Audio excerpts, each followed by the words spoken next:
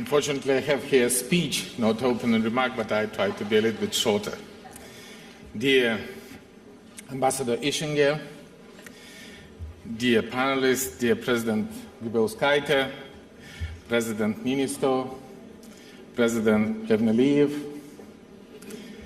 ladies and gentlemen, I arrived here today with a very vivid memories of this conference from the last year. It was just before Ukraine was paid to the bitter price over the 100 innocent lives lost on the Maidan for the right to become a democratic and European state. And I had felt such pride for my country here today in Munich. For 50 times, this gathering has recognized that commitment, responsibility, and values are fundamental cornerstones of global peace and security. And I felt so proud then, because Ukraine has reminded Europe and the world that democracy and values are worth fighting for. That was time when we believed in international law, the confidence that territorial claims, aggression, a right of might belong to the past, at least on our continent. But now this confidence has been shattered. Year 2014 rolled time back, decades, if not the centuries. Our neighbor has breached international law and annexed part of our territory. Today, a formerly strategic partner is waging a hybrid war against sovereign state and co-founder of the United Nations. Mounds of lies and propaganda have been heaped into the wall of hatred erected between two once very friendly nations. The border routes, once used for the transporting goods and exchange of visitors and friends, now swarming with the Russian tanks, armed personnel carrier, with the multiple rocket launchers and ammunition. How many evidence does the world still need to recognize the obvious fact? There is a foreign military equipment, mercenaries, Russian military coaches, tanks, and the regular troops.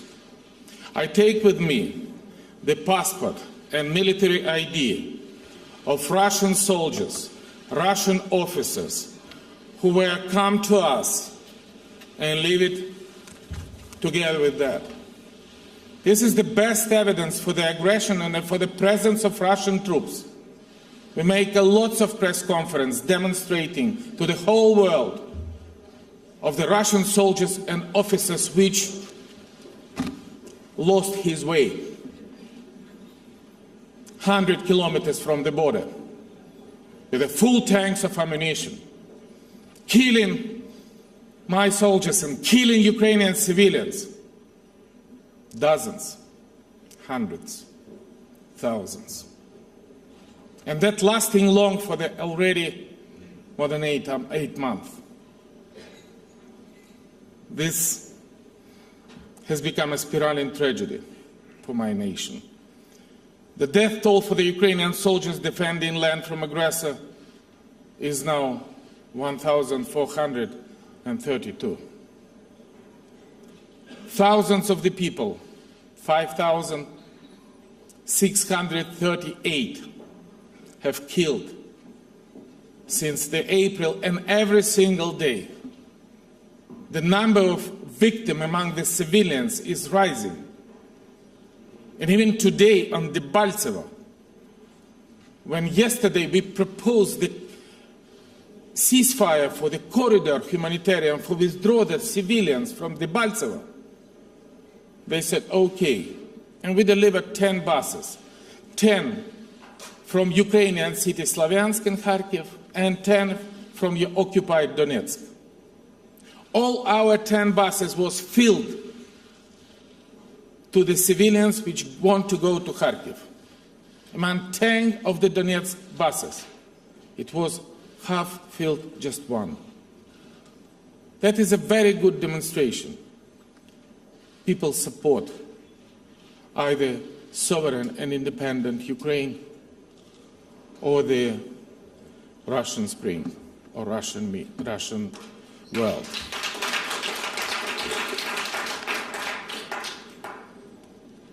Hundreds and thousands of civilians has become innocent victims of terrorist financed trade, trained, equipped by Russia.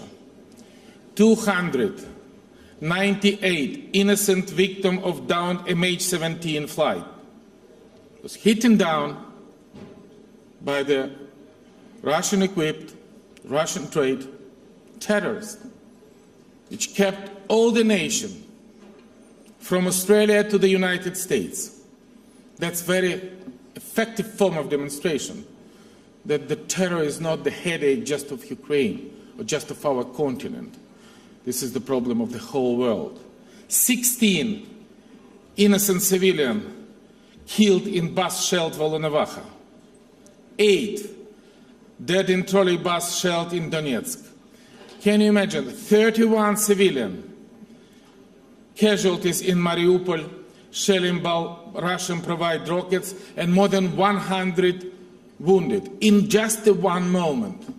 And this is the price Ukraine pay for their values, for their freedom, for their European vector of development. The children of Debaltseve will never be able to get rid of the memories of the night they spent in freezing basement, hiding from the explosion and blast. 1 million internally displaced persons, 1 million, have escaped from the horrors of the war. 1 million to the free part of Ukraine, and only 70,000 to the Russia. Very easy to compare. I would like to thank our international partners and all of you for your humanitarian support helping these people to start life from the new slate. Nadia Savchenko, a pilot of Ukrainian Air Force, the captain of my army, has spent 237 days in a Russian prison where she was just taken from my territory just for the fact that she defended their own land as an officer of my troops. And today is the 57th day of her hunger strike against her illegal abduction and imprisonment. And this is highly reminiscent to the Soviet repressive machine now applied to break the courage of Ukrainian woman and an officer of Ukrainian Air Force. And we say free Nadia, but we mean that every single Ukrainian who was captured and tortured just for defending their own land must be released. The war exhausts Ukraine daily, affecting the lives of its citizens, and we have lost 20% of our industrial output. 10% from these 20 are physically destroyed, are in ruins because of the Russian attack. The fighting in Donbass threatens a technological disaster on a global scale because one of the biggest nuclear power plants in Europe, Energodar, is just, can you imagine, 280 kilometers from Mariupol. Your Excellencies, this aggression against Ukraine has opened Pandora box for the international security. And it must be clear that there is no temporary solution. This conflict must be resolved, not frozen. It is now clear that if Ukraine does not succeed in restoring peace and territorial integrity, the revision of the borders, spread of the terrorism, humanitarian and technological disaster flexing in nuclear muscle will continue. And it is a pleasure to share this panel with all my friends, presidents of the country which are Ukrainian partners. And today in Ukraine we have to fight our independence and our freedom. But not only. This is the freedom of Europe, independence of Europe, and security in the world. And I think that this is a very right decision that most of the panel today dedicated to Ukraine and the Ukrainian crisis, dedicated to aggression against of Ukraine. And we together should find out the way how we should solve this question. I am a president of peace. I am not the president of war. And my very first step in the position of the president was unilateral ceasefire and my peace plan. Based on my peace plan, while we were together in Wales on the NATO summit, we signed up Minsk Protocol and Minsk Memorandum. Very simple things. Immediate ceasefire, release all the hostages, close internationally recognized Ukrainian border, withdraw all the foreign troops from my territory. Very simple democratic mechanism. Free and fair local election under Ukrainian legislation and under observation of the international monitor. There is no any other ways how to represent the people of Donbass in the democratic and free country. But that's not, don't like our opponent. And I'm sure that only Minsk Memorandum and Minsk Protocol, only globally recognized Minsk Agreement can be the way how to stabilize the situation in Ukraine. And we will never recognize the fake election which takes place on the 2nd of November and where they elect so-called leader of the terroristic states, Lugansk and Donetsk People Republic, who is directly responsible for the terroristic attack, and now they want that we have a direct dialogue with the terrorists. No, we think that we should have an election. We should have first ceasefire, then election, and create a democratic procedure for settlement of the conflict. But for the reaching all these things immediately, we need just very simple things. A ceasefire. Can you imagine that anybody in the 21st century in Europe can be against, without any precondition, just a ceasefire? And I think this is a very important challenge. We should have an answer in a very few hours or maybe maximum days. Who would be responsible for not signing the immediate ceasefire, which stopped enormous casualties among the civilians? Ladies and gentlemen, restoration of peace are our ultimate goal, but we will take a commitment and joint effort. A few days ago, Germany and the whole world lost one of the most prominent figures in the modern history. Federal President Richard von Weizsäcker has played a decisive role not only in the process of German reunification, but in the fate of Ukraine as well. It was President Richard von Weizsäcker who, in his letter addressed to my predecessor, first Ukrainian President Leonid Kravchuk in December 26, 1991, recognized our independence. Once he said the German question will remain open as long as the Brandenburg Gate is closed. In the spirit of this word of a great German mind, I would simply like to reiterate that the Ukrainian question will remain unsolved as long as the heart of the people and politicians in Europe and in the whole world are closed for providing solid practical support to strengthen Ukrainians' independence politically, economically, but also militarily. We are an independent nation, and we have a right to defend our people. We are not violating never Minsk Memorandum, and we don't provide any offensive operation. But me, as a president of my country, as the commander-in-chief, are responsible for every single life of the Ukrainian. And if we do our best to sign up the peace protocol, the ceasefire, we should have a right to defend our territory and our people with the support of the whole world. I know that many experts have argued that enhancing us military will provoke further aggression. On the contrary, we have seen that the lack of defense capability trigger offensive operation against Ukraine and spins the escalation. Over the course of the conflict, we have proven to be responsible, that we will not use the defensive equipment to the attack. The stronger our defense, the more convincing is our diplomatic voice. We stand ready for the comprehensive and immediate ceasefire, so should be Russia without any precondition. In the same time, a complete and responsible road to the peace in Ukraine should be part of the broader context of how to restore the confidence on the international order. Because trust is broken, but it is the system that should not be trusted, but those who betrayed the trust. And this year, we will celebrate the 40th anniversary of the Helsinki Final Act. And I am convinced that we will need a concrete mechanism to prevent a brutal violation by countries of their own international commitments taken under the fundamental document, in particular, UN Charter, the Helsinki Final Act, and Paris Charter.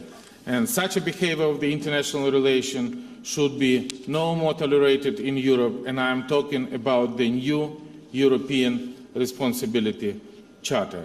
In these documents, countries should reconfirm that the previous international obligation.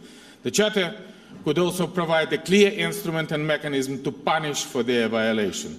And we are ready to present our view and proposal to this Charter for further consideration in OSCE. As we approach 2015 non-proliferation of nuclear weapons, Treaty Review Conference is to be held in New York this May. And let me also dwell on another important aspect of current international security environment. It is related to one of the consequences of the Ukrainian crisis, and I would call a broken promise on Ukraine. I mean Russia's clear violation of the 1994 Budapest Memorandum, in which, together with the UK and the US, it pledged to respect my country's sovereignty and territorial integrity in return for Ukraine joining non-proliferation treaty. Very simple trade. Exactly 20 years ago, we give 1,420 nuclear missiles in exchange of a guarantee. And today, I think we have a right to receive non-lethal defensive weapon to defend my country in framework of the Budapest Memorandum. Another field to draw attention is lack of the legal responsibility under the international law for cynical and aggressive propaganda used to encourage and to incite ethnic, racial, and religious hatred. For just a year, the number of Russian citizens who were thinking bad or very bad about Ukraine has grown from 26 to almost 60%. We have created legal international tools and mechanisms to counteract propaganda, to make the countries to behave responsibly and maintain principle of non-intervention in the internal affair of another state. And for over the year, Ukraine has been facing dramatic consequences, undeclared hybrid warfare. And it is very important that the states in the region devote more attention to hybrid threats. Because now not only our countries, but Romania, Bulgaria, Lithuania, and any other state neighboring Russia, on the border we have a very strange military exercise. We need a clear strategic concept with a wide-range response instrument to tackle this complex problem and to enhance responsibility for applying hybrid war tactics. Ladies and gentlemen, in a few days, the March of Unity and Peace will take place in Kiev to commemorate the Maidan heroes.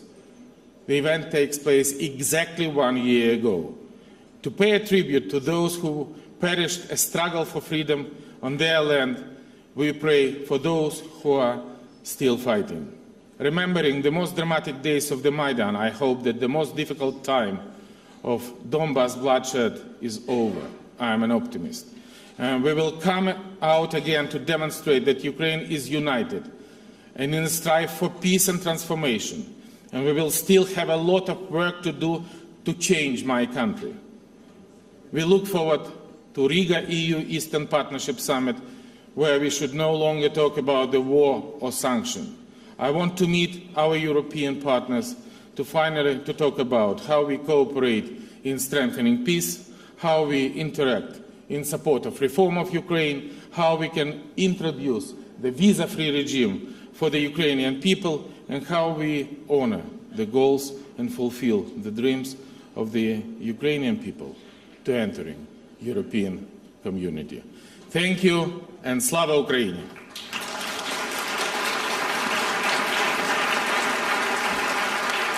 Thank you. Mr. President, thank you for that